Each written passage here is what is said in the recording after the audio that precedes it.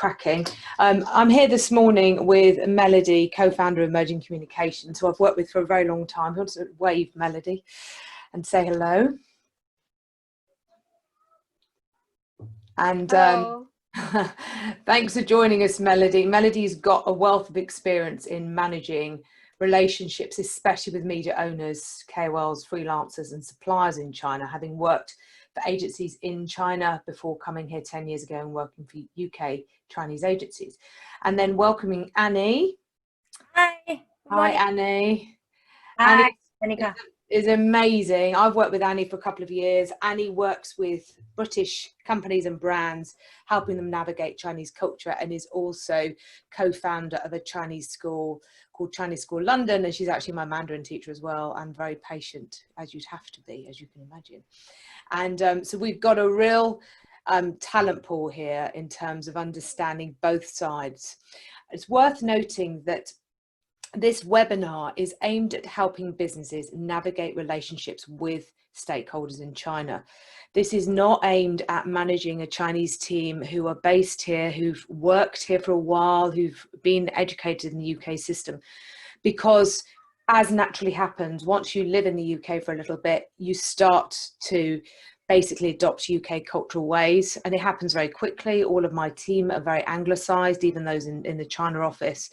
But if you've ever worked with distributors or agents, or you've got maybe a salesperson in China or maybe a team in China who have not been to the UK, you will start to notice there are wrinkles, there are holes, there are things you don't quite understand why they're not working.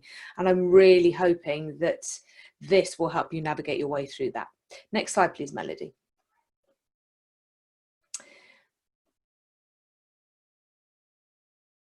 Thank you. So there are three main things we're going to talk about today. I'm going to kick off talking about glocalisation. So what is it? Why is it important?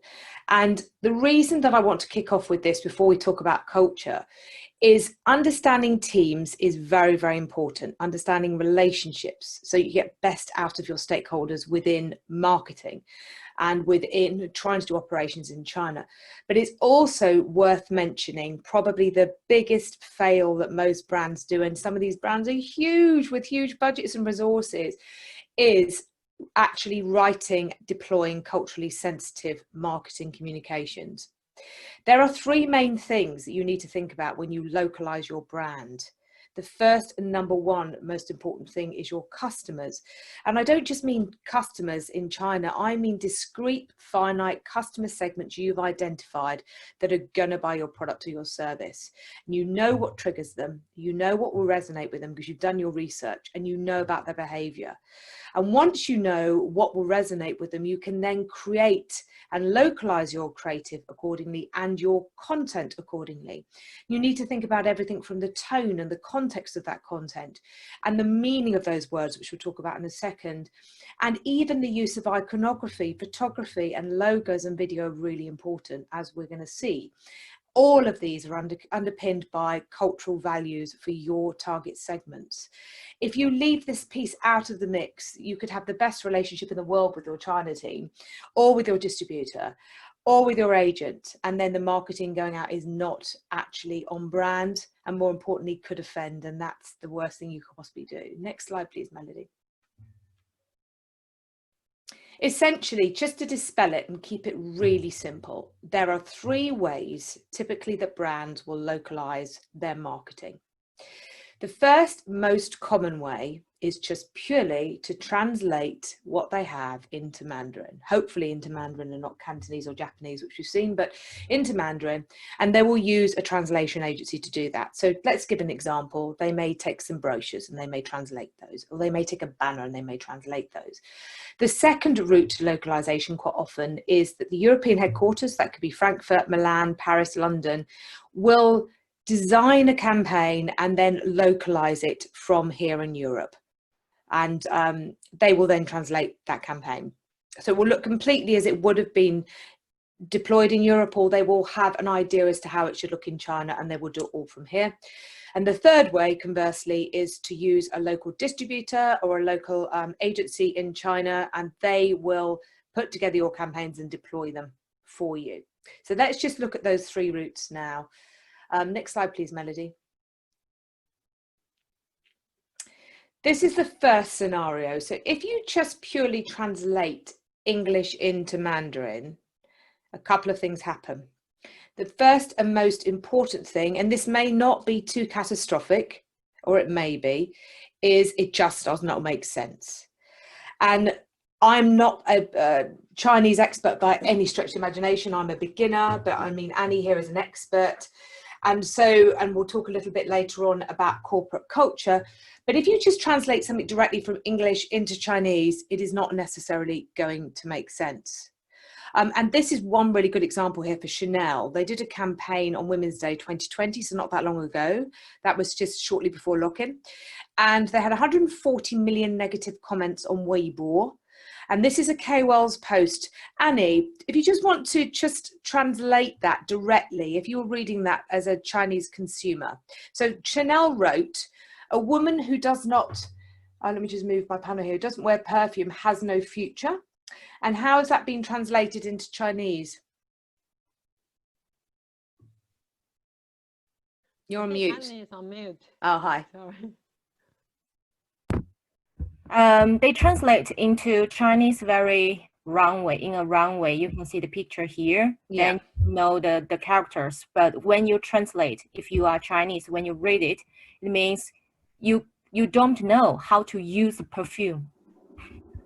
Okay, so what's really interesting about this is this was actually translated by a Chinese KOL, so somebody who is inherently a Chinese national who reads and writes exceptional Chinese. But what was missed was the meaning. When Chanel said a woman who doesn't wear perfume has no future, and apologies, that's the train in the background, what she was trying to say is perfume is an accessory in itself. It's part of your fashion wardrobe.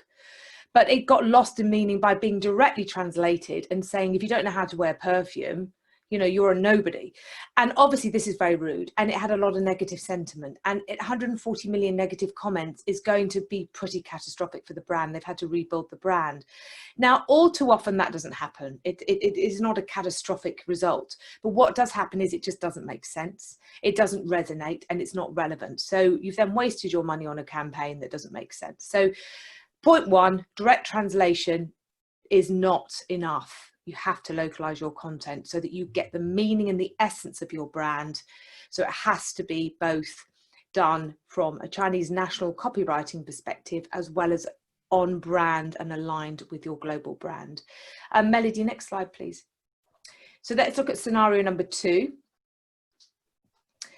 This just makes me laugh. This is Burberry's Chinese New Year campaign a couple of years ago. And everybody knows that Chinese New Year is one of the most important festivals for Chinese nationals. It's like our Christmas. It's all about being happy. It's a family festival. It involves a lot of food and fun. And as you can see, the sort of comments that they got for this campaign was, are they plotting grandmother's demise? Because they look like they are. They're also wearing black, which is just not a color you would associate with happiness or good luck or fortune in China. So often when marketing is adapted in Europe, there is an assumption as to what the consumers want without actually asking them, without actually understanding what resonates with them. And this is particularly important with Gen Z generations and millennials. To assume that they liked what their parents did is also can be perceived as rude. And so you really need to really understand your customers. This comes back to the bare basics of understanding your consumer behavior before putting together your campaign. So ideally you'd have your campaign creative done in China and being globally aligned, hence the reason why the teams have got to mesh and have got to work together. Next slide, please. Sorry, apologies. And then we've got the approach that is used by so many global brands, and that is to appoint a Chinese agency, often a Chinese agency, one of the big 5, we all know who they are. And you can then end up with something that is also not aligned with your brand. This is a Dior campaign that just did really badly. It was felt it was tacky. It was felt it did not in any way display it as a European brand. It looked like a local brand. And so again, making sure that it aligns with your global branding and your global perception is absolutely vital. You also need to be careful that you haven't given marketing rights to your distributor, or even worse, your trademark. or the use of your name, because then what happens is if you want to control that, that's going to be really, really difficult. And we'll talk about that a little bit later on.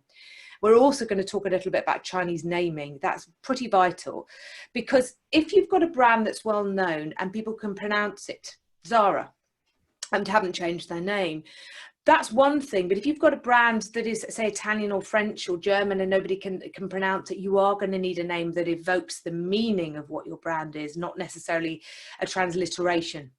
And it's very, very important to do that. Otherwise, your consumers will create a name for you. Okay, next slide, please. So just really, really quickly, from a cultural standpoint, best practice to glocalize your brand is have a deep understanding of the behavior of your Chinese consumers, whoever they are. They could be students and parents for universities.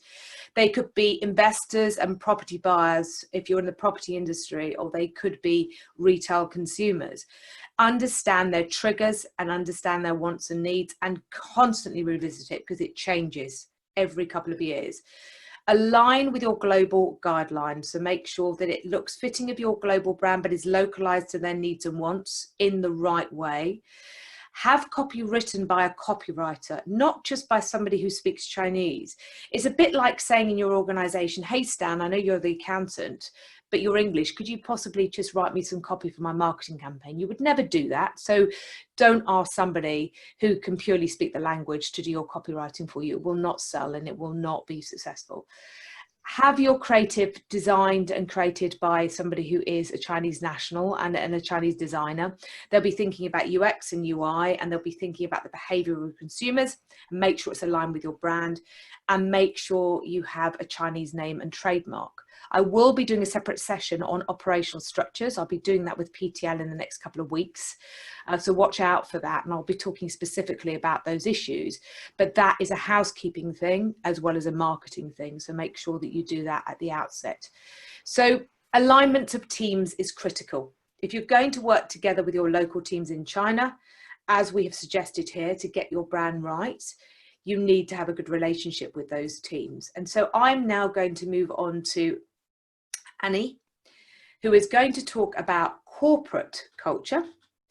Next slide, please, Melody. And Annie is fantastic and has had a lot of experience in this area. So over to you, Annie, and I'll be back a little bit later on. Thank you. Thank you. Good morning, everybody. Now we are talking about Chinese corporate culture. So for Chinese corporate culture today, we wanted to cover 4 key points. The first one is due diligence. The first thing, when you need to choose your right corporate, the first thing you need to know is whether it is really the one for you. How are you going to do it? First of all, you need to observe your potential partner, and at the same time, they will observe you as well. They will check your background. They will see, okay, what the people looks like, what is their working behavior, what is the corporate culture. So for Chinese people, this is very important to get to know each other at the very first stage. After that, if you feel like, yes, it is the right corporate for me, then we want to build a longer relationship in the future. Then you're going to have the first meeting. Then the first meeting, what you need to do is you need to present your organization very well. It means we need to sell your brand very well. Because in China, as you know, we have different culture. Even we know your brand, but for us, it's like, if you are not unique, you don't have a big deal for us. We will ignore you. Because we don't know you, we just know your name. So what? So you have to sell yourself very well. After that, then they feel like, oh, interested. Yes, this is a big deal. We need to work with you. Then you need to set up your expectations, and you need to make sure your expectations is very clear. Otherwise, you have to after that, you have to always go back and always change, which is very, very waste your time. Next one, we need to talk about how to build trust. In China, trust is very important for everybody. especially for corporate as well. But as you know, if you are in a relationship, trust building is very long. It takes a long time to build enough trust for each other. So for Chinese corporate, if you need to work with them, you need to build your trust. It takes time. So don't rush it. Make sure it's slowly and understand it. And you will feel it's like a miracle. Once the trust has been built very well, normally we will move very fast. After that, don't forget, we have to build up our relationship for the long-term relationship. For us, it's very important because, you know, in China, we have a lot of festivals. So during the festival period, what we normally to do, we will give gift to each other to show we know you, we put you in our heart, we already remember you, you are very important for us. So for that reason, we have a corporate gifting culture as well. So don't forget about that. You need to send your gift just to know them, to make them feel like, yes, you are very warm and you always put us in the heart. We are very important for you. It's worth noting, and I learned this the hard way, it is really important to take gifts to meetings, even if somebody's a supplier of yours. Yes. Very, very different to here. If somebody's a supplier of yours in the UK, the client has the power, not so in China. So it's really important that even your suppliers, not just your staff and not just your clients, you take something that it has some kind of meaning. When I fly to China on a regular basis, normally, I would go to World Duty Free and I would buy Fortnum and Masons or Harrods or something just really nice, biscuits or tea, something non-offensive, and just to show that I care. And half of my suitcase is normally made up of gifts, and it's really, really important part of culture and very accepted behavior. Yes. We're not talking about watches or anything like that. We're talking about yes, just like very simple gifts like chocolate, tea.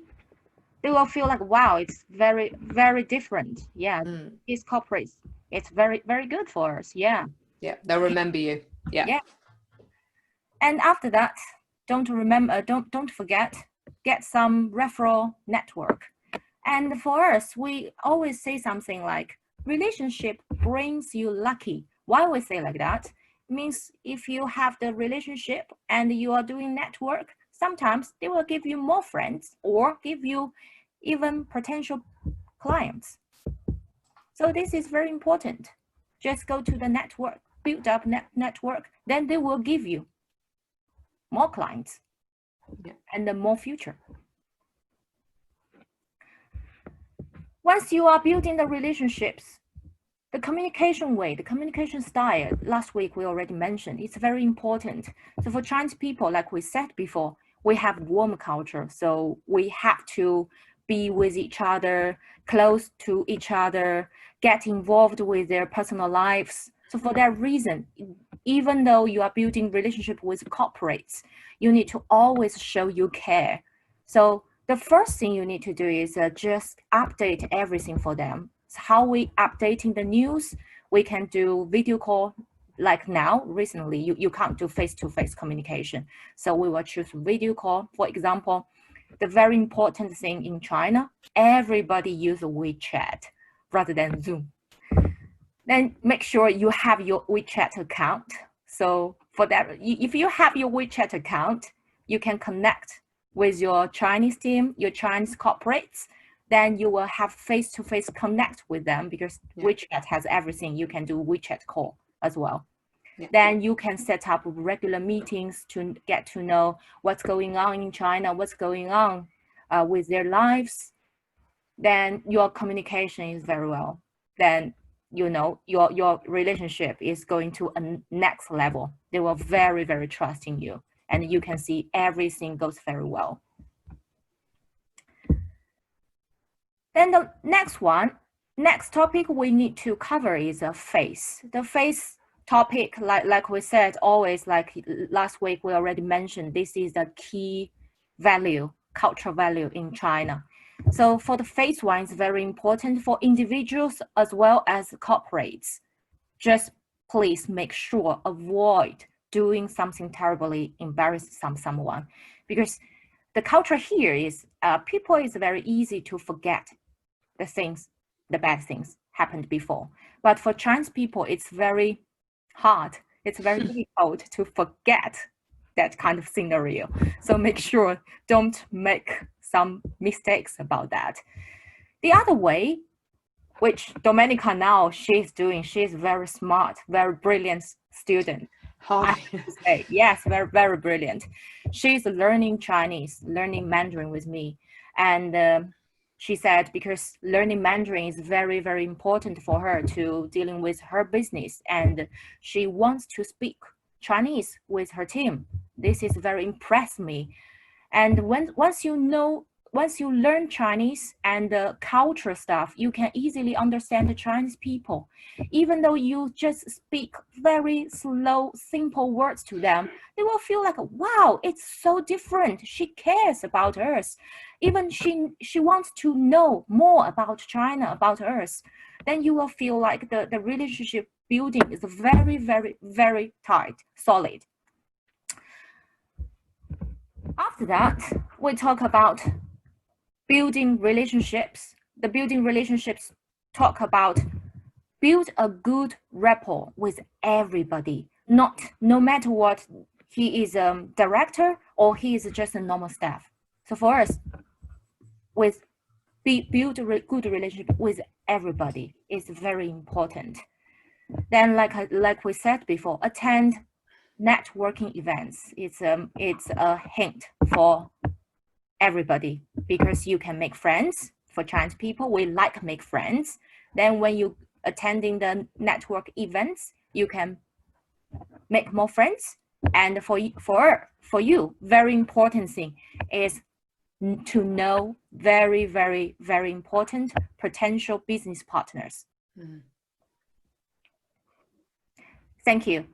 This is all for corporate, how to make relationships with a Chinese corporate. Now we're gonna just narrow down it. We just talk about how to managing Chinese staff and teams. I'm gonna hand over to Domenica. She's brilliant for this. Thank you very much, Annie. That was fantastic. It's very difficult to disseminate everything we need to say into about 45 minutes. Just worth saying to those on the webinar, there is a Q&A function on this webinar, so please do ask questions. We're going to do a kind of panel discussion at the end, and then we're going to answer questions, and I will be writing them down as they come through. So please do ask questions. And if it's a question that isn't part of this webinar, but you want answered in the future, please add that as well, because I'm putting together all the content for the next couple of months. Okay, so something really close to my heart is managing Chinese staff and teams. Now I have over 24 Chinese nationals working for me, both in the London office or working at home at the moment, and out of our Shanghai office. And as I said, they're all very, very anglicised Chinese staff. They've all been educated in the UK system. And so I've had less issues than a lot of my clients have that are on this call that are dealing with less anglicised staff. But I have got some advice as to some things that I've learned along the way. So next slide, please, Melody.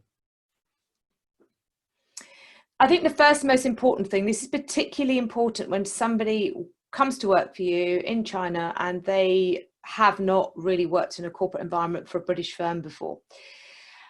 It's very usual in our UK education system. You could actually say it's too lax in some ways. We very much believe in critical thinking from about the age of 12 or 13. You're expected to come up with your own take on something. You're not literally drilled into a subject and told that's the way it's going to be. In China, it's very, very different. I mean, Annie knows better than anybody. I mean, Annie used to be a biology teacher in China. And Annie, for example, if you're in a class environment, primary and secondary, would your kids put up their hand and ask a question? No, they won't. This is unheard of for us in the UK because, I mean, they do it all the time, don't they? you know, miss. And so it's really, really important part of what shapes you, and what then becomes harder to understand if you're then working for a British company in China, which is there is the sense of asking questions can be deemed or can seem like you don't know what you're doing, and that's not true at all. I certainly want all of my team to challenge my decisions, and they do on a regular basis, which I love. And they're very anglicised, but in some instances this can be a real issue with some of your junior staff, and it's something to be aware of. They're very unlikely to ask questions in a group setting. And so if you want to really get to the bottom of what somebody's thinking or to challenge your ideas, it's better to do it on a one-on-one on WeChat. You're not necessarily going to get that in a group environment like, say, a team meeting where a lot of senior people are on the call. Next slide, please. The second important thing is working habits. This caught me out very early doors 8 years ago when I was first managing Chinese teams before I set up EC. And the first one is, it's very usual to have an afternoon snooze. And most large corporates in China have sleep pods. I've noticed some American companies are starting to do that now, actually, but certainly in China, this is very normal. And it's very normal to have a pillow and to sleep at your desk in the middle of the day.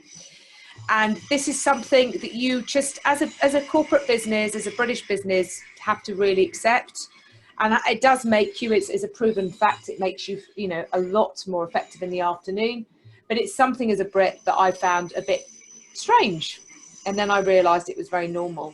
And the other thing I found strange, and Melody will be testament to this, is just some of the attire that's allowable or acceptable in meetings in China. I dress quite corporately. That's, I suppose, because I'm fairly old, as some of my staff would say.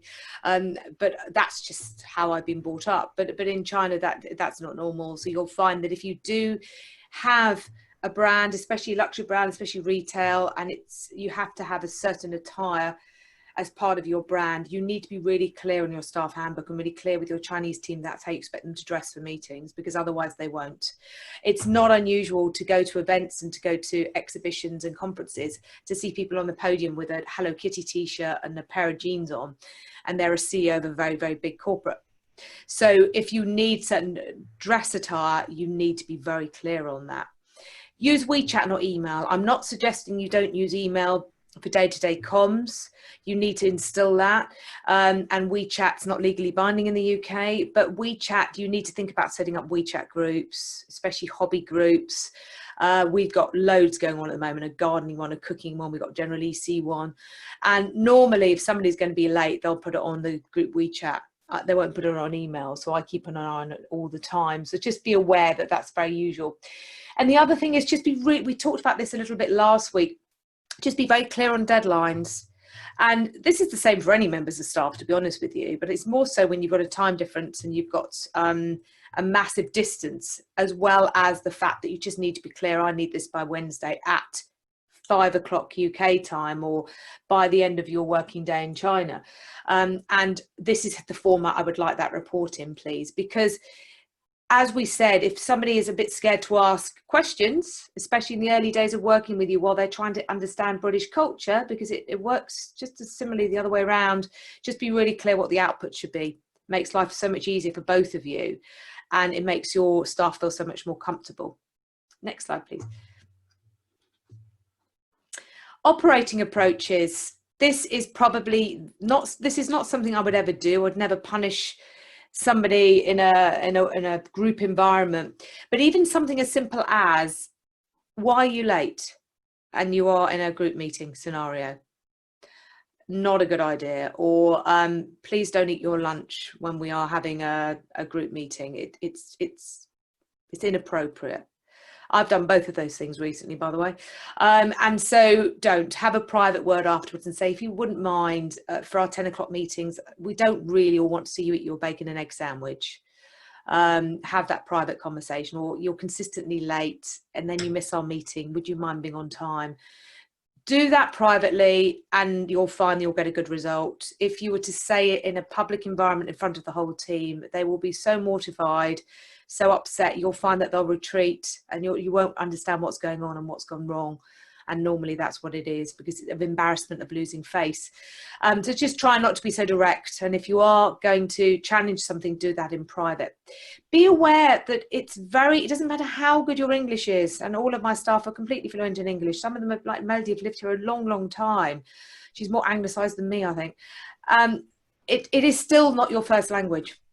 There are still going to be things that you have to think about a bit longer, or you want to work out a problem in Chinese and then translate it. So do be patient with it. I can say that it's going to be years and years of teaching, probably 20 years before I can ever class myself conversational, probably, and certainly not fluent, because you're always learning. So just do show patience and empathy, because the fact that your team speak good English has taken an awful lot of work, trust me. And just avoid arguments. Debates are very usual in the UK. I mean, you only have to look at our parliamentary system in converse to China. It is not the way things are done, and you need to get your team used to it. If you're going to sort of have an open Zoom call every week and you're going to challenge ideas, you might find your Chinese staff don't say very much, because that's a very, very odd thing for them to do. So just be aware of that, and be aware that it's just not the way things historically in Chinese firms would do things. So you might have to do that, inject that a little bit slower into their culture. Next slide, please.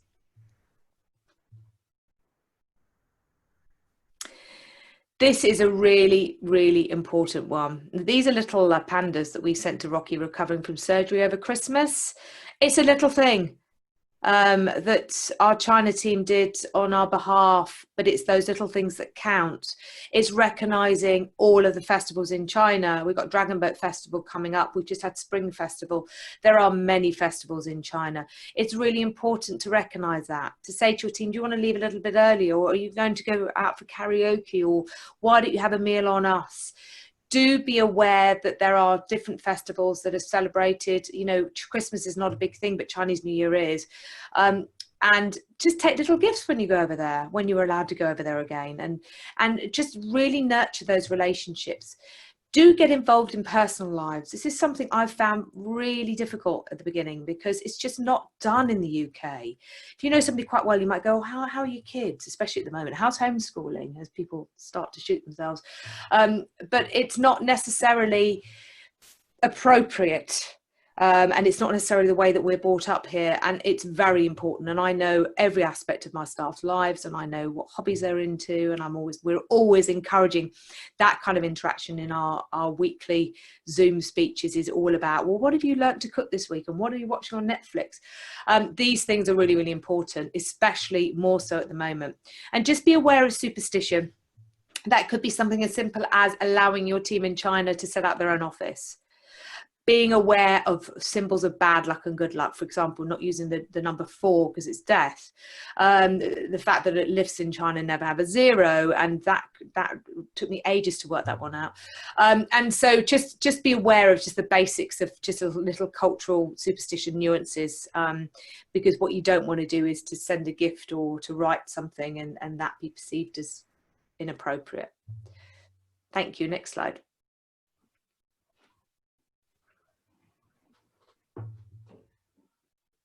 I'm now going to move over to Melody. We have a number of people on this webinar who've signed up, who are clients of ours we've worked with a long time, who have had issues with media owners or individual sales agents, or motivating just maybe one disparate person, such as a freelancer or KOL. And Melody has got such a wealth of experience in this area. In fact, Melody is her team, and the team that will go in and negotiate contracts with third parties on behalf of clients, especially when it comes to trademarks and things like that. And so I'm going to move over to Melody now, and I will come back for the questions at the end. And please do fire your questions through. Many thanks, everybody. Thank you, Damalika. Hi, everyone. So we kind of breaking down the stakeholder relationship into 4 groups. So media owner can be sometimes applicable for distributors, as well as sales agents, because we work with lots of universities or properties brands. They deploy sales agents in China. And the third group is key opinion leaders. It's quite a big area, but we're going to give you some tips how to manage key opinion leaders. And then the final one is freelancers. Right now, we will be focusing on copywriter and designer that you work with in China. So what's the first step when you work with different stakeholder groups in China? As we mentioned many times earlier on, communication is very important. And use WeChat is definitely the way to speak to your Chinese staff or your work colleagues. But definitely you need to make sure you use with caution, making sure all the important message is all captured in the email format, because sometimes if you use too much, you might not have capture the important message, especially in the UK. Sometimes it's not low blind if the conversation is done by WeChat. So make sure you have that in place when you discuss important conversation with your suppliers, your work colleagues on WeChat. The other thing is very important to understand in China, the dynamic of different companies, their kind of motivation are very different to the UK environment or the environment we're used to. So you need to have a little bit understanding and use that as an advantage when you do your negotiation. Third one is always follow your instinct. Although you are not the expert, potentially there might be something wrong, but you can always feel if something is not going the right direction, you should definitely seek help, especially hire someone who's expert in that area, because we often see people spend lots of money and realizing they have made the wrong decision. So always look back, review your process, review your communication with different suppliers or your stakeholders, and find someone who can help you to resolve the situation. So in terms of media owners, we're going to break down to 2 stages.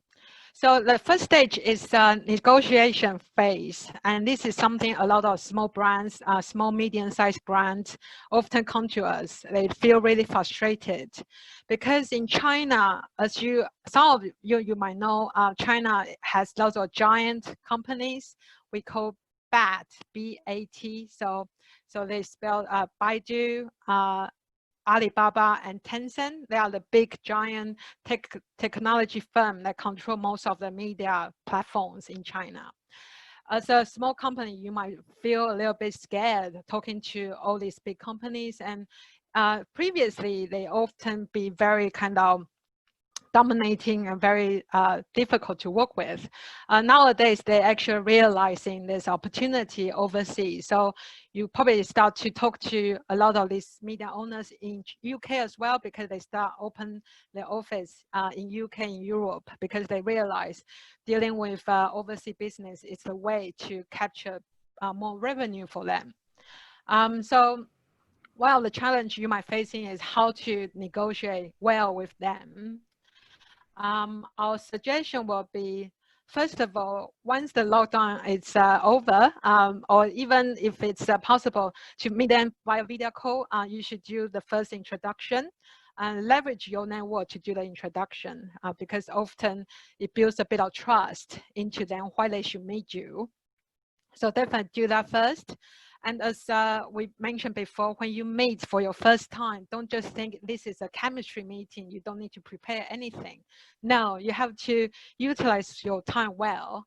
Make sure you sell your branding, especially if you are a very niche brand. You need to tell them, you need to sell them a vision why they should work with you. So that's a very important thing. Bring your case studies, bring your success story. The other thing can be a useful tool is use their competitiveness as a way to negotiate. So as I mentioned, the big companies don't really like each other. So sometimes you can play them off by saying, I might work with the other company. So that's just a little tip. Sometimes you can help with your negotiation. So definitely be flexible and have a backup plan. The second stage is once you work with the media owners, you might go into the delivery phase. One thing often raised by our client is they sometimes feel the data they receive from media owners are not very real. They might receive lots of impressions or clicks, but then it doesn't turn into sales or any conversions. So this is an issue when I work in China, a very common issue in China in terms of low transparency, and also because in China there's no standard advertising. So a lot of media owner has their way of working. Still nowadays, I think we need to work with different media owner into their own media specs, but more and more big brands, big global brands are demanding transparency as well as better tracking. So that's a good news for smaller brands. So it's good for us to also discuss tracking with different media owners. And one thing is critical is to set a realistic KPIs, because if you push out a very difficult KPIs, it's impossible to deliver. That's why a lot of fake data will become how media owner trying to kind of deliver for you. So in terms of our suggestion, so when you work with media owner, definitely insist having tracking in place, and also regularly monitor their data performance. If you see something dodgy, definitely challenge them and look into data in the deeper level. Set realistic KPI, very clear expectation with your media owners. If you couldn't spend so much time tracking everything, we will definitely advise you to hire someone who's experienced working with in-market media owners. And definitely before you start, ask for case studies, any testimonial they have done for other clients before you spend your money. The next stakeholders we're going to discuss is sales agents. This is critical for a lot of our clients because they don't have presence, they don't have a representative in market, so they tend to rely on sales agents to help them to sell products or services into Chinese consumers. This often causes a bit of danger for them, for the brand, because a lot of sales agents, they don't represent brand that well, and they are not marketing experts, and they tend to work on a commission basis. So for brands without any brand awareness or proper marketing in China, they often will find themselves risking their sales to their competitors, because sales agent will only work with brands that will sell. So this is very important to have your own marketing in place. So as I mentioned in the solution here, when you work with agents, do have your marketing properly instructed, whether it's with your in-house team or hire a trusted agency. And work with agent like building a good relationship, not like a battle, because it's working hand in hand. And make sure you differentiate your brand, stand out in the competition to make your product easier to sell.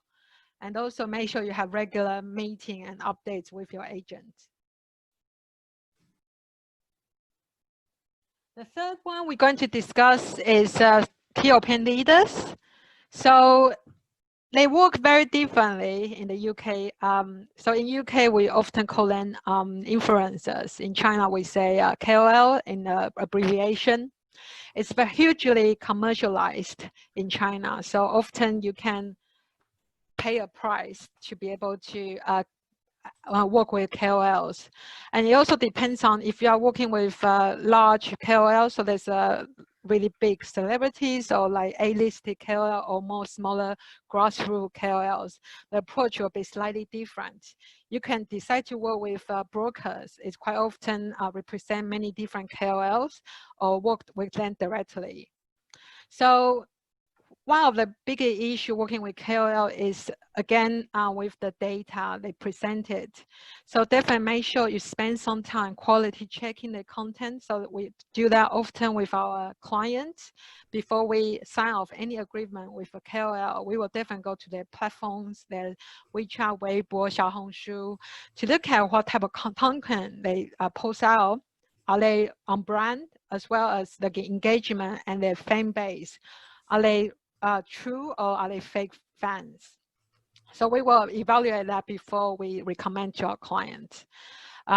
it's also very helpful to review the previous campaigns, brands they work with. Again, if you don't have so much time managing them, using someone who you can trust definitely will be really helpful. And last one, but not the least one, this is a group of people, a lot of brands are leveraging, and that definitely needs a lot of respect for the brand. So freelancers, they can be copywriters, writing your copies for the marketing purposes, your website landing page copy, or can be designers working for your images. One issue could be, obviously, apart from the culture differences, there's also a time differences you need to bear in mind. So in terms of working with them, you need to make sure you allow flexibility and allow time for different revision to be done. Managing them well will definitely help you to help them to deliver a quality output, and also without any delay. So we often will recommend, before you work with any freelancers, first of all, trial their work. A lot of people don't do that because they feel there's no time to do that, but it's really important. We often will vet different freelancers before we give them actual work. Once you're happy with the quality of their work, it's on brand, you should have a contract in place. You can have payment terms, their rate card all in place properly.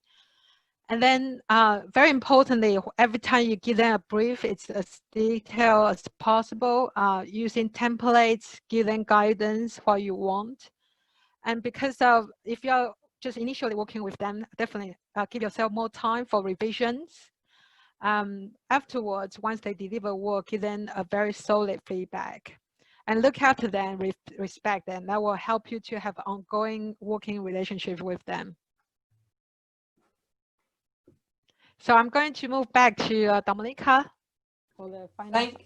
Thank you very much, both Melody and Annie. So before we move on to, I know we're going to move on to a panel discussion with a couple of questions. I've got 2 questions for you, Melody, from Derek, who's on the webinar, one of our clients. And if I can just fire off the first question. The first one is around WeChat. Obviously in the UK, we are used to using email as a communication tool. We're also used to then saving our documents to a cloud-based technology or some kind of storage. And it's obviously legally binding. So they're the reasons why we use email a lot in the UK. But we're also aware that if you're managing distributors or salespeople in China, it's all done by WeChat. So Derek asked the question, I use WeChat but cannot convey all the details and compose fully using that medium.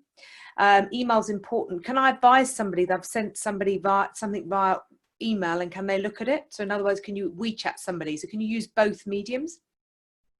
Definitely. We often will tell our suppliers, can we communicate on email? If you know you're about to discuss something really important with legal information or something, will agree in terms of KPI, etc. You want to capture in emails, then you can be very clear with them, saying, I would like to have this, I would like to continue this conversation on email, please. And this is the email address. So they often will be happy to do that. A lot of suppliers will then speak to you on email. But WeChat is very useful in terms of chasing them. So if you didn't hear back, you can always use WeChat to say, can you give me an answer? I'm still waiting for you. Because they often will be looking at WeChat, not email. But if you have really important message, definitely insist to do it on email. That's fantastic. And the second question from Derek is actually a really interesting one. Should he hire or consider hiring a representative employee in China to work alongside his distributor to support them? So in other words, an employee in China to work alongside his distributor.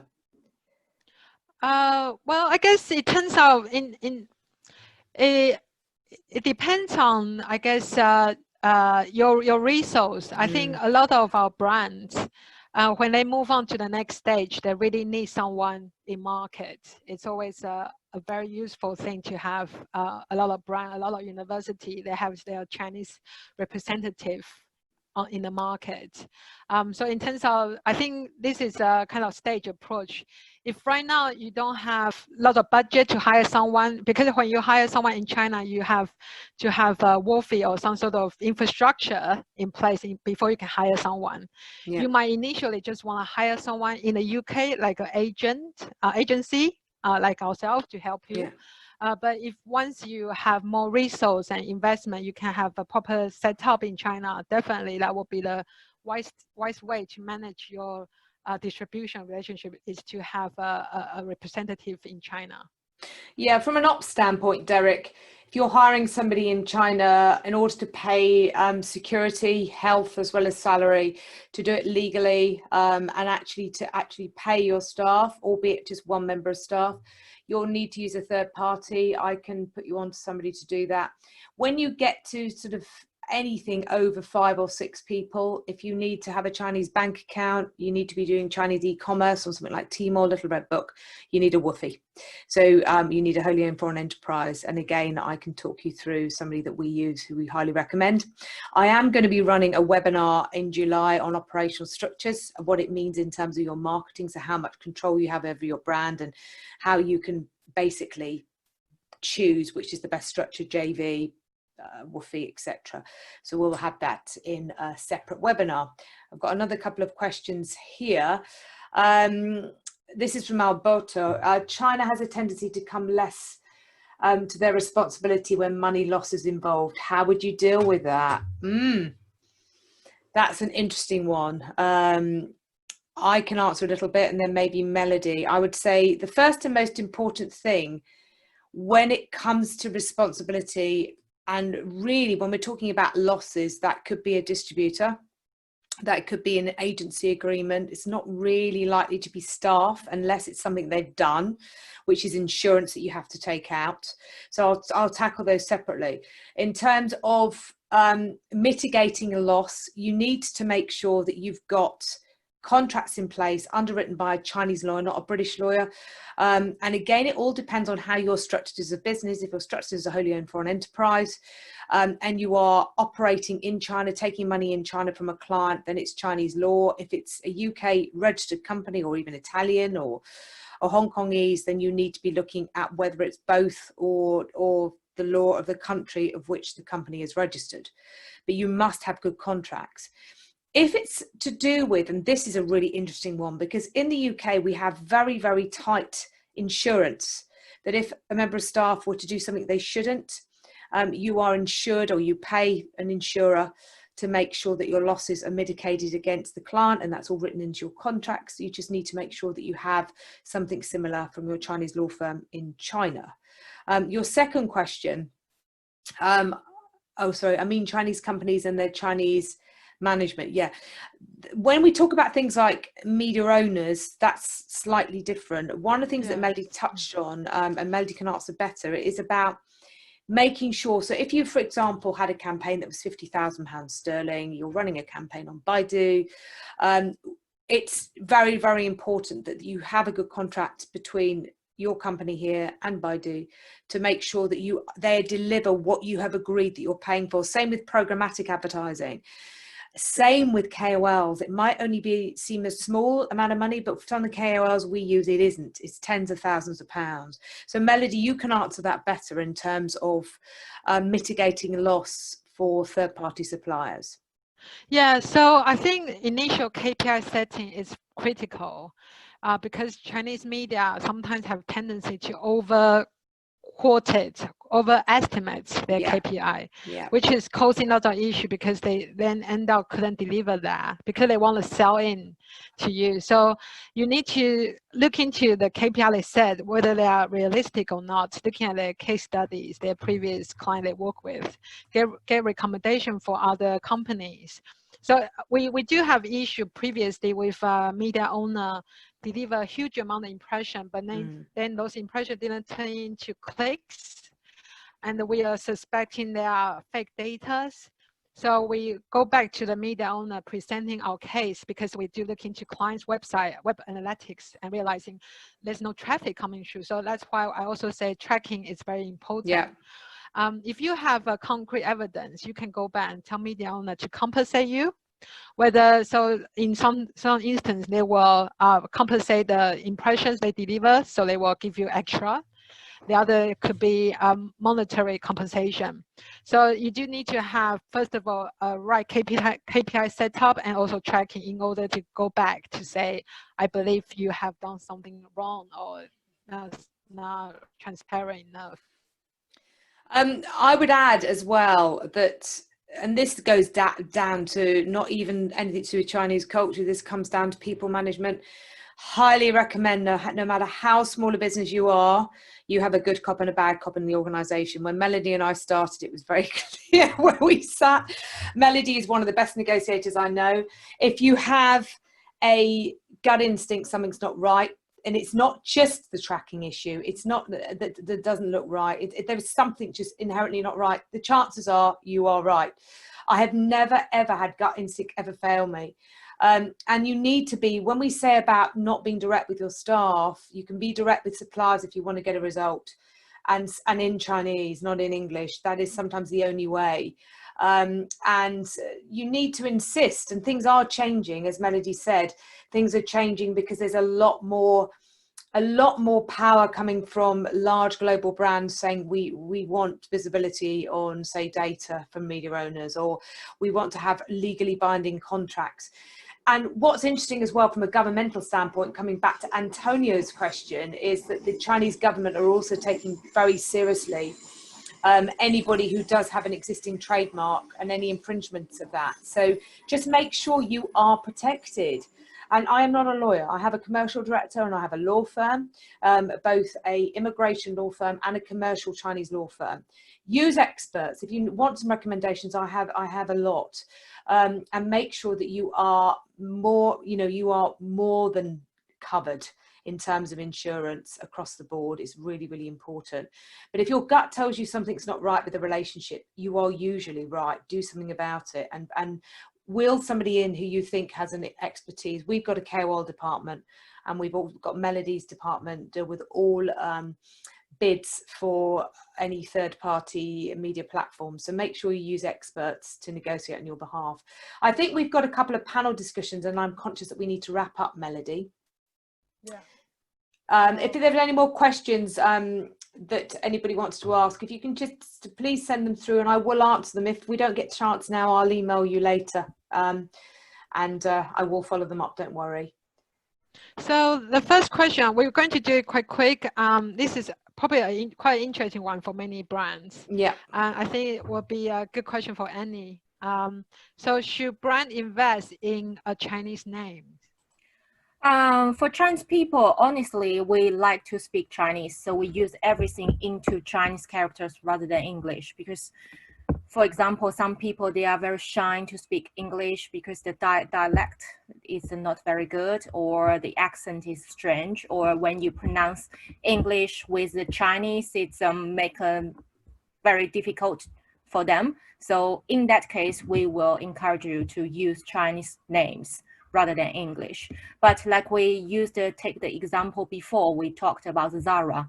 So Zara, for example, this one, the pronunciation is already simple, and it's very difficult to translate a Chinese character with them, because for us, if you pronounce Zara into Chinese, it's very difficult and very strange for us. So in that case, you just keep the simple one, just use Zara itself. For example, H&M in China, we never translate in another name. It's really, naming is a very, very subjective thing as well. Yes. And so if you can't translate, especially Latin names, so Italian names, brand names, Spanish brand names are particularly difficult. We've had in the past. You can't just go for a phonetic direct translation. You've got to go for a meaning translation. Use a naming agency to do it if it's going to be if you're a big global brand, make sure you do it right. We've had some catastrophes with some of the larger brands doing it wrong. And be sure that you do need to translate. And again, what Annie said is true. If you've already got global reputation, it's an easy to pronounce name, you may be better off not doing so. So you need to take advice, because it really is dependent on your sector, fashion being particularly pertinent for getting it right, and FMCGs, and it will depend on what the name is to start with and what it evokes. Be aware though that if you don't create a name and one is needed, your consumers will create one for you. I worked with about 7 years ago, I worked for a jewellery brand that retails, average item will be £300,000 plus. They are one of the jewellers, the Queen, and they didn't have a name.